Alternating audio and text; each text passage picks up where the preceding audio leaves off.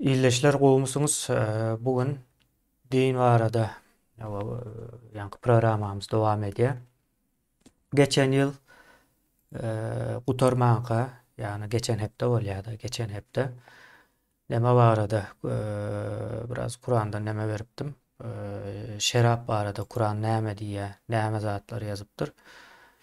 Bugün hem gyrnak kul meselesi bardy. Asyl gürrüň edip berenimiz. Şoňa dolanyp gelýär. Kur'anda basyp almak, ýa-ni öldürmek, kul gyrnak etmek barada gatykän ayetler bardyr we bu ayetleri size mollalar, işanlar, ýene nämeler, şolar görkezmeýär. Islamyň o gaty gowy dindigini gaýta-gaýta şol bir nemelerini gaýtalap dur. O içinde gowy ayetler hem bar ýöne erwed ayetleri goýan wagtyň gowlary hiç zat bolup galýardy ýanynda. Bugün emne şolardan gyrnaklary jelepçilik etdirmek barada bir neme bar. Oňa birazrak gaýdyp geçipdim. Ýani bugün biraz giňişleýin sereters ýöne. Bugün illeşler size bu tema geçmänke şeýle bir zat ekrana getirjek. Bir komentariýa. Geçenki Kur'andaky neme boýunça şoň aşağında ýazylypdyr da. Şerap barada, Kur'anda şerap o eýledäl diýjek bolýar. Ýöne başga bir zatlarym ýazyp geçipdir. Ona mokal saýakat möhüm şeýle zatlaryň ýazylmasyny hakykatdan isleýän. Çaknyşyň nämedigini nemetmek üçin, görmek üçin gerekli-de. Ýazypdyr o şulalaryň çykyşlaryny azda-kände gören bolsaňyz mudama sionist tarapdarydyr diýär. O sionizm nämedigini sorasak o bilmezler. Ýa-ni aslyny o sionist däl, o Zion diýip bir gala bar. Dawud peýgamberiň galasynyň ady Zion diýip bir gala. Ýa-ni üns berseňiz inglizçe nämelerde Zionizm diýip aýdýandyrlar. Sion diýip araplar aýdýar bu söze.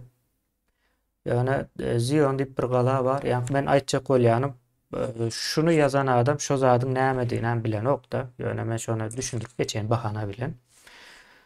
Zion diýip bir Dawud peýgamberiň galasy bar.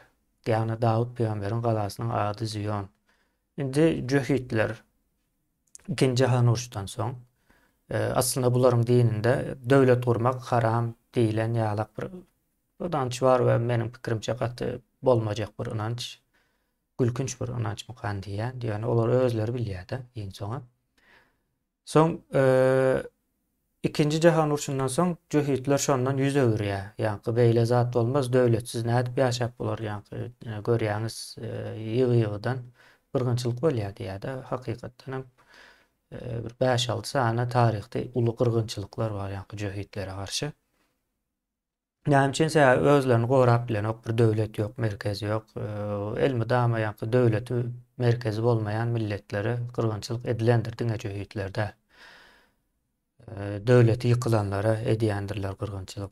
Şeýle bir zatlar bar. Ýani Jöhitler diýär biz şu Zion galasyny täzeden baryp ýa-ni Dawud olar padşa diýip ýüzlenýär köplençe, ýa-ni peýgamber diýip aýdanap. Dawud padşamyzyň diýär ýa-da galasyna gidip yerleşmek diýär. Biziň şo taýlardan çykarylyp gowulyp gaýdyldyk diýär. Ýene de şoňa gaýdyp barmaly diýilen bir inanç. Bir düşünje. O Zionizm şondan gelýär. Indi meniň Jöhitleriň galasy bilen näme işim bar? Indi sionist bolmak üçin İsrailde yerleşen Zion galasy bar. Men şo Zion galasy meniňki diýip eýe çykmalydy. Maga näme Zion galasyndan? O men olaryň galasy bilen gyzyklanamok, o nädip näme bolýar? Indi buna biliň diýip aýdýan meniň üçin hiç bir gyzykly ýeri ýok. Jöhitleriň näme inanmadygy. Mesele bizim meselemizde, ýani Araplar bilen bizim aramyzdaky mesele. Şoňa näme etjek bolýan? Ýani bular şu musulman bolup berenler gaty ýalançy adamlardyr, düşünüp düşünmede zatlar ýazýandyrlar we ine şu taýda da sionist diýär-de. Indi sionist bolmak üçin islendik bir adam sionist boljak bolsa, İsrailde yerleşen Zion galasy bar. Şu Zion galasyna eýe çykmak gerek-de. Ýani Meninki diýip eýe çykmaly. Meniň atalarym şo taýda ýaşapdyr diýip eýe çykmaly. Ýok, meniň atalarym Göktepe galalarynda, o Seydi galalarynda şu wagt Türkmenistanyň çägindäki ähli galalar bar. Men şolara eýe çykýan. Bular ine näme diýip belli däl. O dowam edeli Türkiýede üniversitediň diýe insan gatnaşyklary fakultetleriniň hemmesi diýin. İnsan gatnaşyklary diýip bir fakultet ýok. İnsan gatnaşyklary diýen bir zat ýok ýa-ni ugur bölüm üniversitede eýle zat ýok. Meniň düşünşüm boýunça sosial bilimler diýjek bolan bolmaly. Kabul edeli. Ine bir jahil bir adam da onu görmeňizi isleýände hem okap durgan insan gatnaşyklary eýýän bu düýünden bir başga bir zat bolýar-da. Eýle bir fakultet ýok. O hemmesi din garşysyna bilim berýär diýär. Din garşysyna bilim berýär diýip bir zat ýok. Diniň bilen işterdäm ýok o taýlarda biz hem okap çykdyk. O taýlar da o müňlerçe kitap okulyp, o yüzlerçe kitap yazylýan ýerler. Senin diniň näme? Bularda şeýle bir zat bar. Bir san kitap bar, Kur'an diýe, ona okany oklar. Ýani şunuň başynda kitap bolmaly däl. Başga kitap okasaň dinden çykýan diýär-de. Sen başga kitap okasaň gözüň açylýar, dinden çykmaýan. Öňem dinde däldigini görýän-de. Şeýle umuman üniversitetlerde o diniň barlygyndan ýoklugyndan habar ýokdur. Ýani işi derdi ýokdur o taýlarda okanlar biler. Indi dowam edeli. Näme diýär? Duruşunda yalan diýär. Tawa yalan diýip aýtmak bolýar adamyň özüniň düşünjesi bilen gaty baglanyşykly da. Ýani baňa görä yalan bolan zat saňa görä dogry bolup biler. Saňa görä yalan bolan zat tawa maňa görä dogry bolup biler ýöne. Bu taýdaky yalan diýýäni aslında näme bilýäňiz? Men Kur'andan ayet okuýan şu ayete hüjüm edýär baňa däl. Ýani şu ayete yalan diýär. Men näme dahylym bar? Kim okasa da Kur'anda şu taýda şu zat ýazylydur diň soňunda. Diňe görkezmeýänliklerinde mesele. Ýani Kur'anda şol aýatyň bardygyny görkezmeýärler-de. Bu soňky bir 50-60 ýyldan bäri şeýle. Ondan adamlaryň dünýäde köp böyle okama yazma bilen okap yazıp gyzyklanma gören okşa mollalar, işanlar näme aýdýan olsa şonu näme diýär. Ýani günümizde ýörüýte gizlenilýär. Adamlar biljek, okajak bolup baran ýerinde de başga zatlar öwrekpe berýärler. Sen men özüm medresede galan üçin bu zatlar gatgo bilýän-de. Soň dowam edýär indi bu kapryň şu jaz aýdan zadynyň dogrusyny yazmak üçin bir giden sahypa yazmaly diýär. Soň näşe diýip näme diýerler, hüjüm edýärler, ýani kapyr diýip illeşler. Kapyr diýip bir zat ýokdur. Kapyr diýilen sözü Araplar oýlap tapan sözdür. Araplaryň oýlap tapan sözü sizi yamanlamak üçin, sizi bir ýani ötekileşdirmek diýip bir söz bar-da. Size ýani çyzygyň aňyrsyna itekleýär, soň o ine seret diýär çyzygyň aňyrsynda otyr diýip özleri ýani öz iteklenmesinde bir siýasat alyp barýarlar. Ýani gaty bir ýigrenç bir siýasat. Ýani kapyr diýip bir düşünje diňe Araplaryň kellesinde bar bolan düşünjedir. Ýani özüne meňzemeýäne kapyr diýär. Kapyr diýilen sözüň asyl manysy owal diýmek. Owa ýani şäher durmuşundan uzak diýilen ýaly bir many berýändir. Pagan sözü bardyr. Pagan sözü bilen gatym bir meňzeşdir. Bir manyda diýsem ýalňyş bolmaz. O pagan diýmegem owal diýmek. Pagan ynanjy ýene näme diýär? Owallaryň ynanjy. Ýani owaly her owa özüne görä bir kidijek ynanjy bar. O seniň şäherden gelen adamyň aýdýan zatlar dogry ýalňyş bolsa da gyzyklanan ol öz durmuş bar-da. Şonuň üçin pagan diýip kemsitmek üçin aýdylan bir söz. Kapyr söz hem edilçol manyda ýani owa bilen baglanyşykly. Bu sözüň kökü Süryanijadan gelýän bolmaly. Ýani Araplaryň öz sözü däl, Süryani sözü. Şo taýlardan Araplar alýar özlerine owa bir näme ýasaýar. Şoň üçin biri size kapyr diýip aýdan wagtda hiç demetmäň. O gülüp geçiberin. Sözün manysynda da bir ütkeşik bir zat ýok we bunu aýdan wagtlaram size töhmet atmak üçin de, misal üçin Türkmenistanda çıkıp Türkmenistan bir problemasını aysan şu at vatan dönüğü deyip hücum edýändirler. Bulam edil şeyle, yani Arapların edýän işinin ýalňyşdygyny aysan, ay bu kapır deyip hücum edýärler de. Şu ikisinin arasında hiç iltifaat yok. Indi düşünşüm boýunça şu şerap bilen baglanyşykly söze jogap berjek.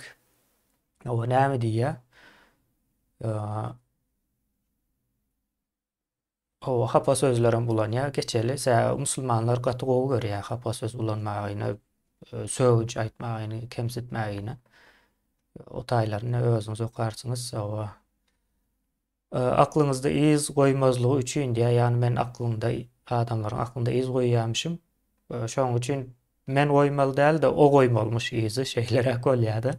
Ol iz goýýar, hany göreli nähili iz goýýar. Iz goýmazlygy üçin siz hakykati bilen ýatlanman o Google'a girin diýär. Soň sekerat näme diýmek diýen bir sözü gözleşdiriň diýär. Indi sekerat bilen seker ýa-ni Kur'anda geçen şerap ýa-da serhoş edici manysynda ulanan sözü bardy. İkisi bir sözden gelýär, ýöne sekerat diýmek ola ýan bir näme işlegi ýerýär-de. İşlik bolan wagtda käbir sözleriň manylary üýtgäp bilýär. Atdan işlik ýa-da işlikden at ýasalýar. İşlik wagty başgadyr, at bolan wagtda ýa umumy bir nämelere goşulyp gidýändir. Ýa sekerat diýmek serhoşçuluk ýa-da şeýle bir söz bardyr. Sekerat-ı mevt diýendir. Mevt diýmek ölüm diýmek. Sekerat ýa-ni ölüm serhoşlugy. Ýa-ni ölümden öň adamlar özünden gidip bir hili dem almasyna dowam edýär, ýöne özünden geçýär. Şeýlerek bir ýa-ni serhoşluk diýen ýalyk bir manyda, ýa-ni özünden geçmek aslında. Şeýle bir manyda ulanýan bir söz bu sekerat diýilen söz bu. Diýip ýazyn diýe o taýda şeker gowy diýmek ýa-da özünden geçmek, o beýhuş bolmakmy görersiňiz diýe. Ýani şeker gowy manyda däl aslında ol diýe. Beýhuş bolmak manysyndadyr diýe. Beýhuş bolmak manysynda bunu Araplar ulanýar käbir ýerlerde, hemme ýerde däl. Men size hazır bundan soň dolu nemesini görkezjek. Şo sözüň bütün manylaryny. Kur'anda şerabyň haram kılınçy diýe, haram edilçi ýani diýip YouTube'a ýazsaňyz çykýar diýe. YouTube'a ýazsaňyz hemme zadam çykýar YouTube'da. Hemme kim islen zadyny aýdyp ýazyp dur. Asyl bolan bunu bilim nemesindäki ýerlere seretmek. O ýöne siz seretip bilersiňiz. Kur'ana ýazsaňyz Kur'anda şerabyň haram dälligine değişildi. Bir giden videolar bar.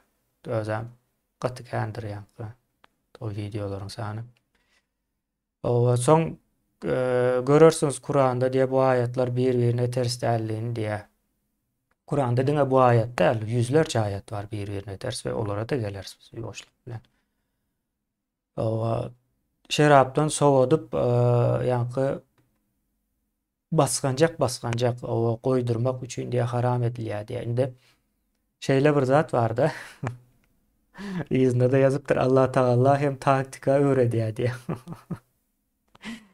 Allah'ın taktika mätäçligi bar mene. Şu soramyldy. Allah hemme bütün alemleri yaradyp soň yaradan alemde de taktika ulanýar. Bu näil demek gülkünç. Yani taktikanyň näme diýeni bir bilýär. Taktika diýmek bir zat etjek bolýanda şonu etmek üçin bir ýol gözleýän. Sen ejiz desen, misal üçin bir näme bilen şäher basyp aljak bolýan diýeli. Strategiýaň seniň şäher basyp almak, şo strategiýaň amala aşyrmak üçin taktika ulanman gerekli-de. Hile ýalyk bir manylara da gelýär. Aslında bu bir güýjüň ýetmeýän halatynda taktika ulanýansyňdyr. Eger güýjüň ýetýän bolsa taktika gerek ýok, göne iş edbermeli. Taktika elbetde ama güýjüň ýetmeýän ýerinde ara girýär-de. Indi bu taýda soňam Allah bilmedim basınjak amala aşyrýarmyş. Birinji şerap gowy, ondan soň ay şerap gowy ýöne erbet taraplarym bar. Ay soň iň soňda da şerap şeytanyň işidir, ondan uzak duruň ýene näme diýen ýere çelli gelýär-de basınjak.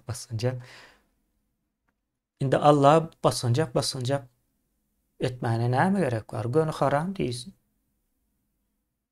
Peýgamberge gelen wagtyna sen peýgamber diýdi ya basgynjak ýuwaş-ýuwaşdan peýgamber boldy ýa bir gecede näme Cebrail gelenmiş o peýgamber sen diýipdir olam soň çykyp men peýgamber diýip yglan edip görmedimi?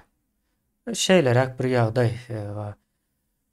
O taryhy bir seredin Allah düşman bolup adamlara howandar bolany bilýäňizmi diýip sorapdyr. Indi şey diýjek bolýardy taryhda Allah'a düşman bolan adamlara da düşmandır diýip aýtjak bolýar. Indi men hem taryhy seretdim. Ýa-ni öňden bäri seredip gelýände taryhy seretdim. Allah'nyň dostu bolup adamlara howandar bolan bir adam ýok. Iň bärkisi alaly Gurban bolup berdim Hommedowden alaly. Bu adamlar hacı, namaz okuýar. O Mekke 3-4 gezek gitdi geldi. Maşgalasy bilen bile gitdi geldi. Adamlara howandar çykdymy? Howandar çykýarmy? Ine iň ýakyn wagtda misaly. İslendik taryhyň nemesine seredin. Hiç bir din adamı, hiç bir dindar padşa halka howandarlyk eden däldir. Tersine şolary sömürüp zulüm edendir. Näçen bir kitap bar, ýa-ni mollalaryň, işanlaryň ýazan kitaplary, ýa-ni nemelere ýalakalyk etjek bolup padşalara halky nädip kontrol etmeli, nädip kul etmeli, nädip olardan salgyt almaly diýilen teklipleri berip soň şo teklipi padşah halasa soň padşanyň ýanyna geçýär, soň ýoşluk bilen vezir bolup bilýär ýene näme etmek üçin bir giden işleri geçirendir. Ýani bu adamlar soň halkyň öňüne çykyp da siz sabır edin, şükür edin, siz cennete gidýäňiz diýär-de. Padşanyň ýanyna gelip bular nädip kul etmeli diýär, soň adamlaryň içine giren wagtdan sabır şükür öwredýär. Bular edil şeýlenemedendir. Taryhda öňkü döwürde dindar bolsun, dinsiz bolsun tapagy ýok. Bir gowy padşah da ýokdur. Mene görem ok. Taryhda nemede okamadym ýa-ni dünýäniň islendik ýerinde de ýokdur, günümizde de ýok. Günümizde gowy ýaşaýan ýerleriň gowy ýaşamagyna sebäp bolan zat jumhuriýet we demokratiýadyr. Jumhuriýet ýurdun köpçülik tarapyndan dolandyrma bir mehanizmidir. Demokratiýada şol mehanizmde adamlaryň köpçülik bolup gatylşma nemesidir, sistemasydyr. Ýani günümizde hiç kime howandar däl, hemme kim özüne howandar. Ýani bir howandar gözläp görmän gulýalak bolup diýjek bolýanda. Bular ýalançy diýe, Allah düşman diýe. Allah bar bolsa Allah'nyň düşmany bizine, bar bolsa. Ben bilmedim barlygyny. Şeýlerek bir ýagda ýyldaşlar. Indi bu ýyldaşymyzyň ýazan zady eger aýyrmasa kommentariýasyna görersiňiz özüňize. Bu ýyldaşymyzyň ýazan zady şeýle diýär. Kur'anda sekarat diýmek sözüniň ýa-ni sekere aslında. Sekarat diýip geçmeýär otaýdy Kur'anda. Sekere diýip geçýär. Gowy manysynda däl serhoşluk edici manysynda diýär. Indi serhoşluk edici bir neme gowy manyda da. Indi onu size hazır görkezjek. Şu taýda men bir sözlükden aldım. İslendik sözlükden alıp bilersiňiz. Ýöne bu sözlükde kän manysy bar ekende. Şonuň üçin bunu aldım. Siz Google'a yazsaňyz çykýar ýene şeýle manylary bar da. Sekera, ýani sekar. Indi bu söz diňe Arapçada ýok. Bu söz bizim dilimizde de var, şeker diýip. İngilisleriň dilinde de sugar diýip bar. Ruslaryň dilinde de sahar diýip bar. Hemmesen bir söz diňe adamlaryň, milletleriň dilinden diline görä birisi şeker diýär, birisi sugar diýär, birisi sekar diýär, birisi sahar diýär de. Şeýlerek indi nähil manylar barmyş Arapçada. Bu Arapçadaky manylary we gapdanda da nemeler goýupdyr. Birinci manysy sugar, şeker diýmek. Birinci manysy şeker. İkinci manysy candy, süýji. Kant ýa-da farsçadaky kant diýerler. Candy. Soň getdirank diýär. Ýani esasy şu gapdandaky Arapçalarda men bana kiçirek kaldı bilmedim. Yani illeşler yanlışmasam YouTube'da ekran ul olup bilýän bolmalısınız siz eğer bolýan olsa men de bolýar bilmedim. Beýleklerde de bolmaly. Görüp bilersiniz telefonunuzda. Eee Indi gada'at sekere diye yani kesme şeker. Gada demek kesmek demek Arapçada. Kesme şeker. Ava son tesker şekerle süýjülendirmek diye son azizi diýip bir manysy var. Ine şu taýa geleli. Bizde ezizim ya şekerim ya Türklerde has köp şekerim diýip bulan ya bizde eziz yani eziz aslında aziz ikisi bir sözdür. Biz Türkmençede Arapların kıyalı a diýip aýdyp bilmänimiz üçin diýip aýdýar. Ýumşak edip adam ýaly hiç kim gorkmasyn töweremizdäki diýip sesimizden. Azizi diýe. Azizi näme diýmek? Ezizim diýmek. Yani Arapçada habibi, azizi diýilen sözler vardır. Süýjü sözler. Yani sekere diýmek erwet söz däl. Soň ine şu taýda get drunk diýe. Yani serhoş bolmak. İçip baba serhoş bolmak. Onuň üçin bir aýratyn many goýmandyr. Ya o zaman şeylerek maniler var. Olsam kendim etmeli beýlek sahypata geçelsek bugün birazrak uzun boljak. Soň goramak, converse goramak manysyna gelýär. Endi goramak manysyny nereden alýar? Şeraby etjek wagtyň nemelere goýup fermentasiýa geçirmesi üçin goramak gerekli bir ýerde saklamak yani saklamak manysynda goramak. Şeýle manysy var. O tank up diye yani ne many doldurmak, zapravka etmek ýaly manysy var. Sos manysy var. Sweeten diye. Sweeten demek süýjülendirilen diýen ýaly manysy var. Şeýle soň likür var. Ondan soň intoxicate ýa serhoş bolmak, özüňden geçmek diýilen ýaly manysy var. Yani hiç ýeli neme manysynda däl. O serhoş bolmaň özem bir erwet bir manyda däl serhoş boldum ýa aşyk boldum, serhoş boldum diýip özümden geçdim diýip beren şahyrlar bar. Olaram erwet zat ýazýan. Ýok. Indi men size yeniden bir bonus demesinde görkezeýin. Bu yine orta asırlarda esasen Mesopotamiyada ýa Arap jöhitlerin ýaşaýan ýerinde şerabyň nädip ýasalyşynyň gadymy nemesi usuly görkezýär.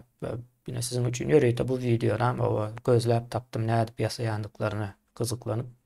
Hurmany atdy birinji, ondan soň üzümüň gurusy, bular guru nemeler. Atdy soň üstüne bal goýdy, su goýdy, soň ine şu taýda da bir neme goýýarda. Näme diýilýär oňa? Turşu, hamir maýasy diýilýär, fermentasiýa geçirmesi üçin ýöreýte bir neme goýýar. Soň bu taýda test etmesi üçin barlaýar nemeni.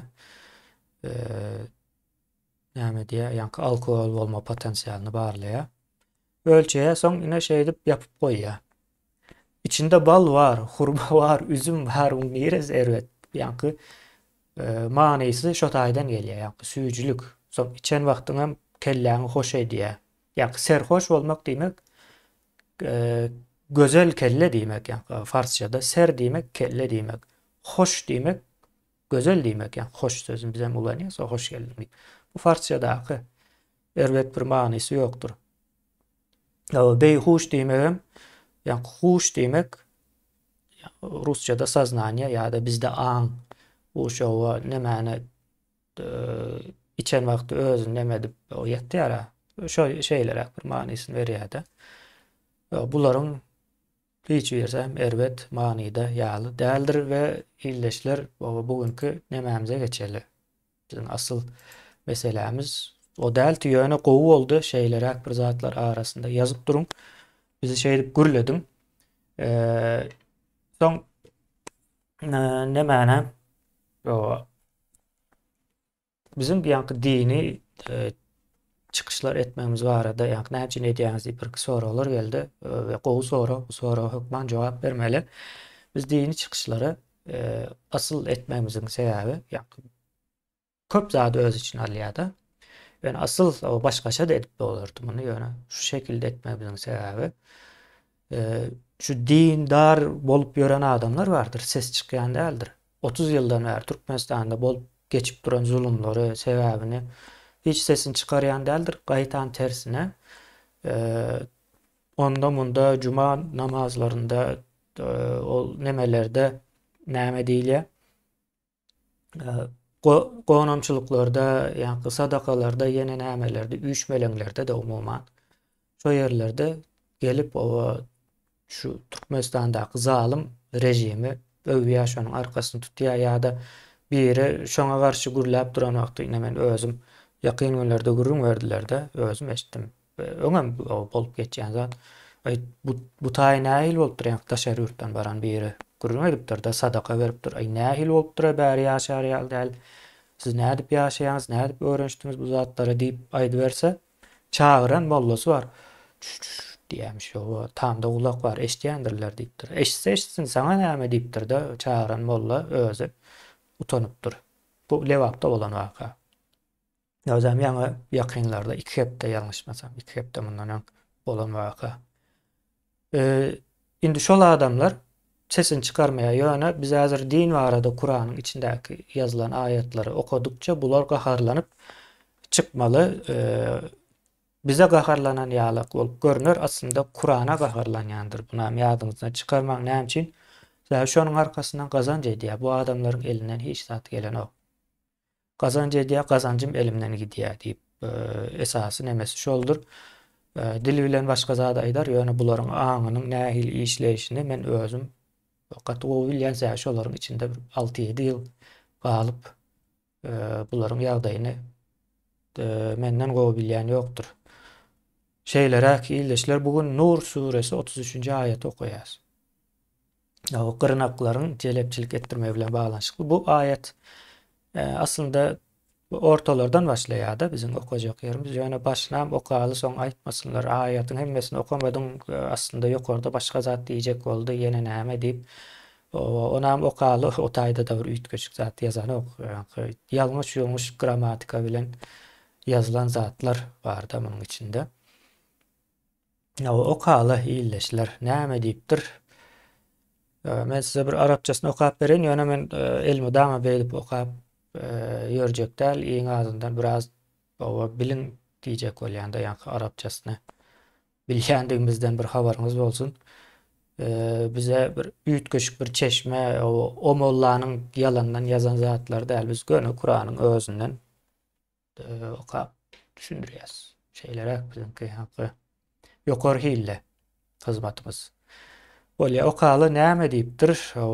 Allah Nur suresi 33. ayetde gırnaklar barada näme diýipdir?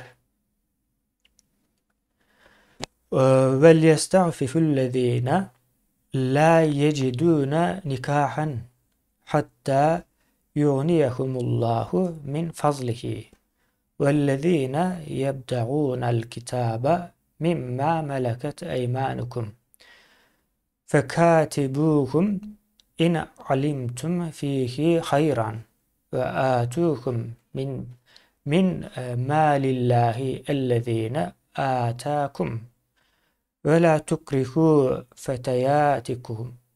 feteyâtikum alel bigâi in eradnâ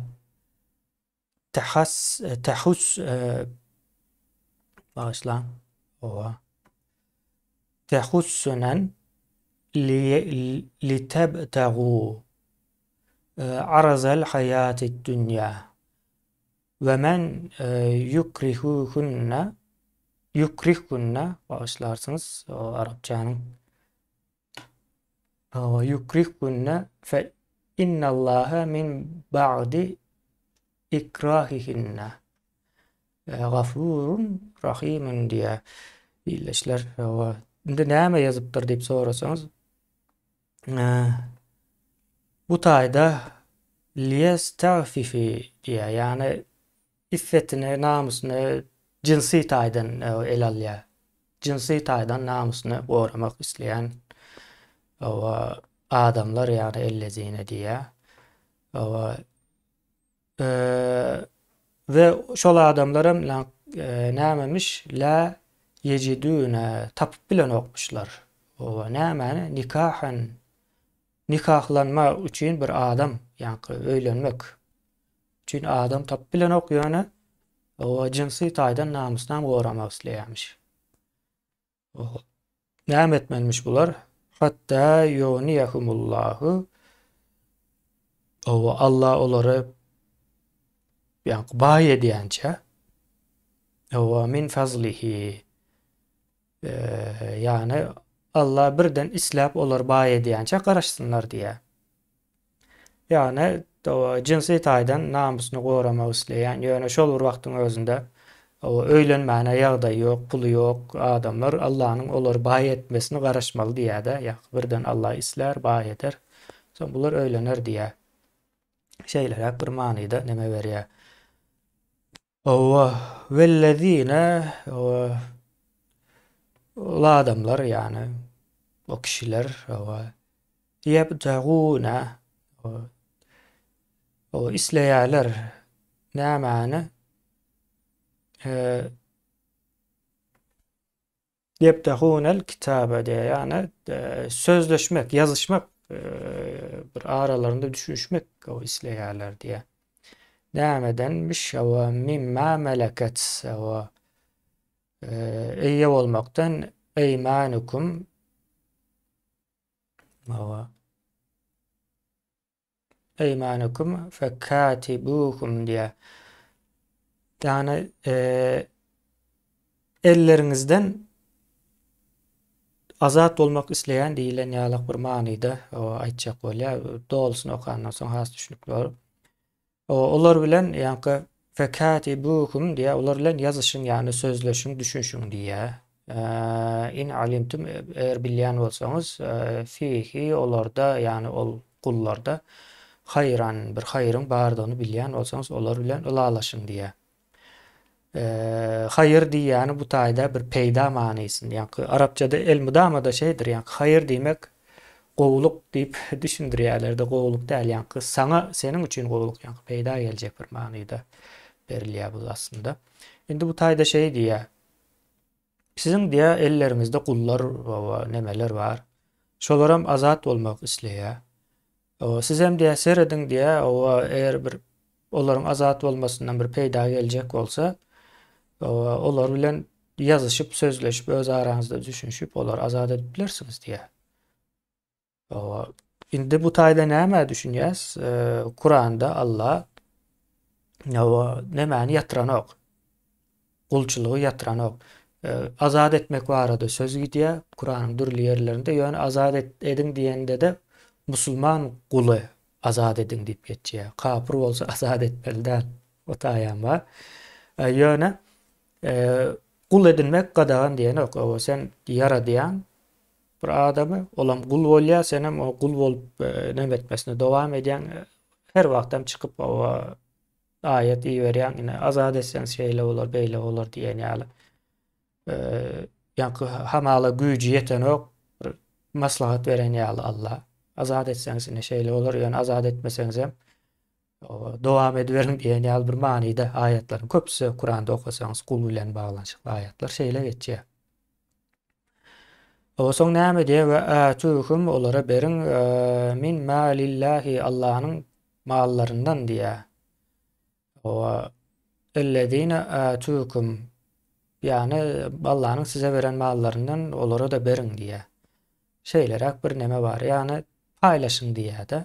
Olar bilen gowy geçinin diýilen manyda berýär. Ýöne kulçuluk gadagan diýmeýän bolsa bu zatlaryň hemmesi bir puçtur. Kulçuluk gadagan diýen ýeri ýok Kur'anda. Azat edin we günah işeden wagtyňyz kul azat edin diýär. Ol aslında kul azat etmek cezalandırmak ýaly bir zat şol döwürlerde. Sen kulun var, işiňe edip dur. Soň gelýär o kulun azat etdi ýa-da aslında olar seni cezalandyrýar. Bu taýda da bolsa ýa-ni mollalar işanlara dinleseňiz amaly gowy zat ýalyk düşündirýär. Aslında gowy manyda bir zatlar ýazylan ok. Bir adamy cezalandyrmak üçin kulun azat etdi ýa-da.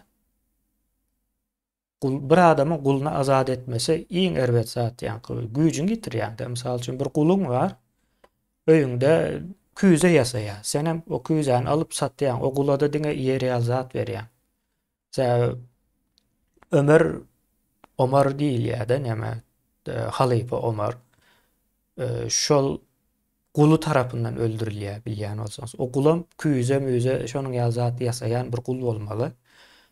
Onu köp işletjek bolýar, köprek etdi ýa-da näme berýär, günde ine şunça etmeli diýär. O gulam bir gün gahary gelip bıçaklap öldürýär. Ine bu zatlar hem aýdýan däldirler, ýani nemelere İslamyň çeşmelerine seretseňiz şo zatlar bar. Ýani indi şol Omar, halifa Omar'a aýtsaň, şo küýze ýasap, oňa pul gazandyryp duran guluňy azat etdiýseň nähil bor? Omar gahary geler. O maňa diýär girdeji getirýär diýär. Ine şo manyda aslında şeýledir ýani. Soň indi iň bize değişli ýerine geldik, illeşler gyzykly ýere. Biz şu nemäň üstünde näme dersine gyrnaklary jelepçilik bilen baglanyşykly mesele.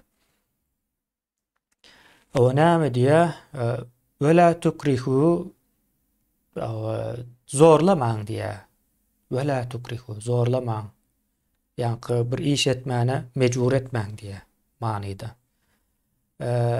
Fetayatiku ýani gyrnaklaryňyzy fetayatikum diýmek ýa-ni Kur'anda şu näme geçse gyrnak manysyna gelir. Gyrnaklaryňyzy o alel bigai ýani jelepçilik üçin gyrnaklaryňyzy zorlamaň diýär. Üýtgeşik dälmi? Kim zorlaýar bulary? O dowam edeli. In eradna eger isleýän bolsalar tehassunan diýär. Ýani namusly galmak isleýän bolsalar, ýani kimler gyrnaklar namusly galmak isleýän bolsa, olary jelepçilige zorlamaň diýär. Li tebda'u ýani näme üçin diýär? Ýani li tebda'u elde etmek üçin nämäni arazal hayatı dünya diye.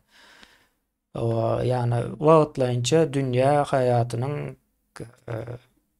nemeleri, baýlyklary, mal mülk üçin diye gyrnaklaryňyzy jelepçilige zorlamaň diýär.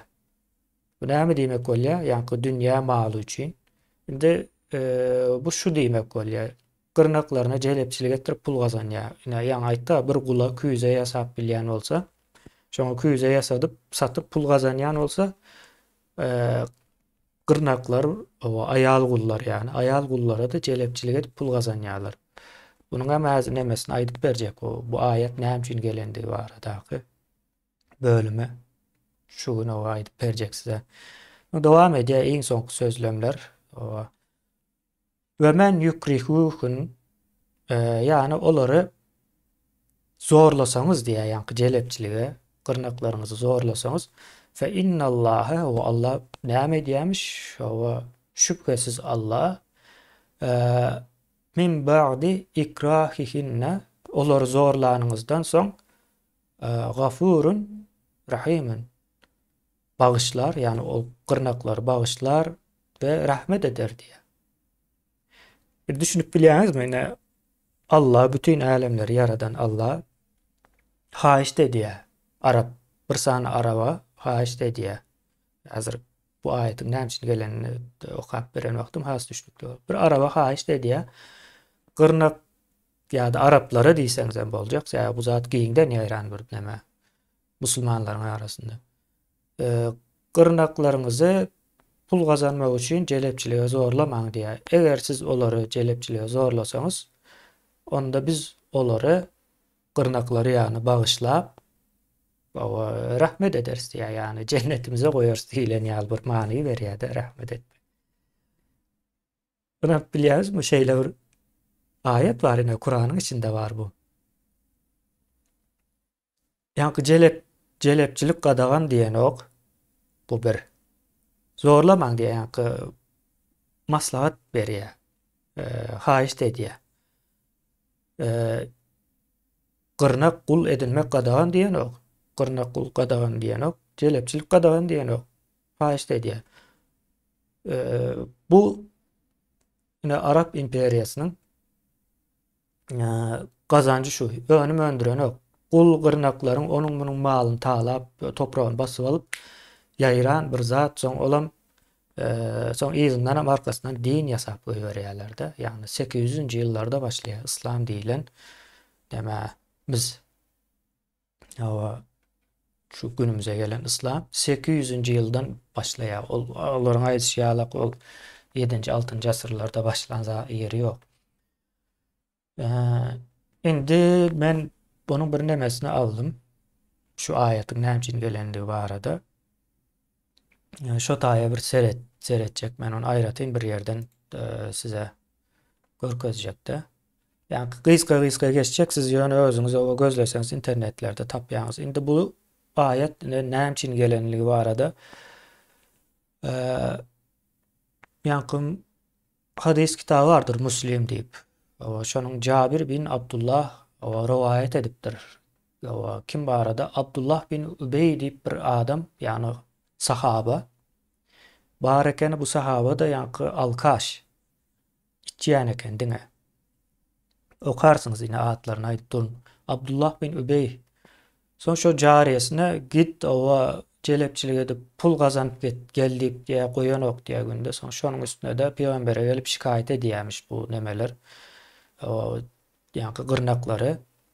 Gırnaklarynyň hem o atlary bar. Ýanky Mesike bilen Ümeyme diýip bir ikisany gırnak. Mesike we Ümeyme diýip ikisany gırnak gelip peýgambere şikayet edýär, bizi diýe zordan jelepçilik etdirýär diýe. Günde neme satýar diýär de biz adamlara. Ine şonuň üstüne gelen bir ayet bu illeşler. Yani sen pikir et, häzir Türkmenistanda bolýan zatlara gaty meňzeşdir. Hakykatdan adalatsızlyğa ýene näme duçar bolup bir ýere ýüz tutsa Türkmenistanda şoň problemas çözülýärmi, çözülmeýär. Ýene bularyň hem çözülmedik. Gelýär, o peýgambere şikayet edýär, özem Allahyň peýgamberi. Allahyň bilen habarlaşyp gören bir adam. Gelýär, ýüz tutýar, o şeýle edýär bizi diýär. Soň peýgamberem bir günden soň ine şu aýaty getirýär. Bu aýatda da çözgüt ýok olar üçin. Maslahat berýär. Yani şu ýerde gırnak saklanyň üçin şunuň ýaly sen cehennemde ýakaryn diýip bir ýer barmy? Ýok.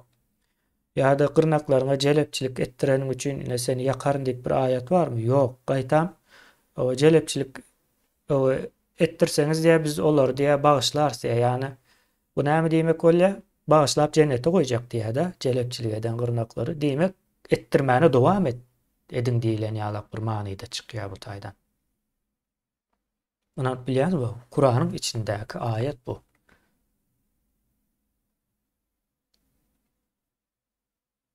Ben bu zatlar başda okan wagtym gaty bir hili oldum, beýle däldir diýip ýanky dälligine degişli neme gözleýände. Suwutnama gözleýän. Ýani suwutnamalary gördükçe, izini izarladykça bu zadyň dogrudygyny görkezýär-de. Indi şu zatlary size okap bermeýärler. Mollalar, işanlar sizden saklaýar. O Kur'any diňe şey dip açman görkezýär. O çağalaryňyza da Kur'an okutmak üçin iýerseňiz diňe harp okamagy öwredýärler. Harp bilseň okap bilýän diýen manysyna düşünýär. Kana doga okap berenler bardyr, näme okaýanyny bilmeýän. Ýa-da ýatdan özçe doga okap, ayet okap saçan başynda. Şolara soran bilýärmi? Edil şeýle çağalara häzir medresede Kur'an öwredýär diýilýäni Kur'an öwretmeýär. Kur'any düşünmän okamagyny öwredýär. Manysyna düşünýär. Nemäniň ýagdaýy şu. Kur'anyň ýagdaýy şeýle bu entek başlangıcı. Bunun içinde bundan soň okajak zatlaryňyz hasam aklyňyza aljak zatlarda. Bundan soň peýgamberiň olar ýanky basyp alan ýerinde gırnaklary, adamlary nähili cezalandyrandygy baradaky temalara geçeriz ýuwaşlyk bilen ýanky kul gırnak basıvalcılıklı meseleler de bizim ele alýandymyz. Yani Kur'anyň köklerine düşünmek üçin o Kur'anyň diniň nädip ortağa çykanna o göz ýetirmegimiz gerekli. Olam yani Kur'anyň öz içine seyretmek yeterlikli şeylerak bir tema. Yani ine gördüňiz ayet şu e, İslam'a göre elinde gırnagyň bar bolsa jelepçilik ettirbermeli. Sen jelepçilik ettireniň üçin hiç hile ceza alan ok. Gaýtam senin gırnaklaryň jelepçilik edenlikleri üçin cennete gidýär. Ben şu taýda ýazýar. Olara diýe jelepçilik ettireniňizden soň diýe eger ettirmäne dowam etseňiz diýär-de. Şondan soň diýe biz olary cennetimize goýarys. Ýani hamala o gırnaklar o kyn günler geçiripdir de zorlanyp o isleginiň taşynda näme edip şonuň üçin Allah olara gowluk edýär. Yani İslam'da şeýle bir zat var. Sen her türlü zulümü et, adamlar öldür, ýene näme et, ýöne Allah'yň ýany bolsaň cennete gidýär. Bunu hemmesem şey diýýändirler. Sen näme etseň et, näçe günaň bolsa bolsun diýe, sen diýe iň soňy diýe cennete barýan, ýa-ni bir azrak dozaham görýän, ýöne dozak görüp bolandan soň diýe cennete gidýän, iň soň cennette ýene ýaşamana dowam etýän diýip andyrýarlar-da. Bu taýda da şeýle illeşler. Ine bu Kur'anyň hakykatlary. Şonuň üçin okan, öwreniň, arapçasyna okamak da kynçylyk çekýän bolsaňyz günümizde YouTube'da bu ýollardan geçen, düşünen gatykany adamlar bardyr. Kur'an okap düşünürip berýän, şo taýlara bir syn edin. Nemelerem diňläň. İşan mollalarym diňläň. Olar näme gurrun berýär. Ondan soň o beýleklerem diňläň. Hepmesini deňeşdirmelisinizdir. Men ýa şu zatlar barada soran wagtym jogap berip bilen okdy bizim mollalarymız. Bu şeyler akdy. Bu zatlaryň jogaby ýok-da. Bu zatlaryň çözgüdi näme olar üçin size görkezmeýär, gizleýärler. Kur'anyň içinde okan wagtyňyzam düşünmeýäňizde bar öwre. Olarym ullakan bir bilip gören ýeri ýok. Şeýle ýöne bizim o niýetimiz bu taýda o dindar, molla, işan bar bolsa şolaryň YouTube kanallara çykyp aktiv o siýasata diýelýän aýlaly ýol bilen bolsa-da goşulyp başlamak gerekli. Biz şoňa garaşýas. Bizim niýetimiz şu videolardan, din söhbetlerinden garaşýan zadymyz şol. Gitjek ýerleri ýok. Illeşler. Bolýa sag bolun, ýene-de indiki hepde dowam edýänçäk, dowam ederiz, görüşýürs.